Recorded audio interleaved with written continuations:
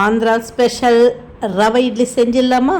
பாம்பே ரவை இல்லை, அரிசி ரவை, புழுங்கல் அரிசி ரவையில் இட்லி அவ்வளோ அருமையாக இருக்கும். நம்ம புழுங்கல் அரிசியை ஊற வச்சு அரைச்சி இட்லி செஞ்சால் எப்படி இருக்குமோ அதை விட ரொம்ப ரொம்ப சாஃப்டாக இருக்கும்.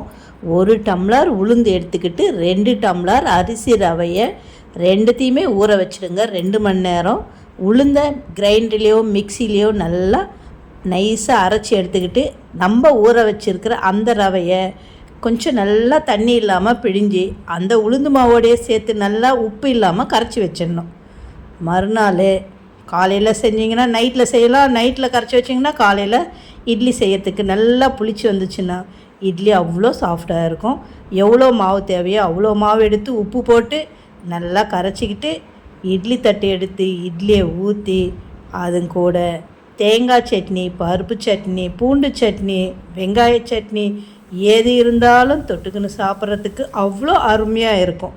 அந்த மாதிரி ரவை இட்லி நீங்களும் ஒரு வாட்டி செஞ்சு பார்த்துட்டு எப்படி இருக்குன்னு கமெண்ட்டில் சொல்லுங்கள். மறக்காமல் நம்ம சேனலையும் சப்ஸ்கிரைப் பண்ணிக்கோங்க. நன்றி, வணக்கம், வாழ்க வளமுடன்.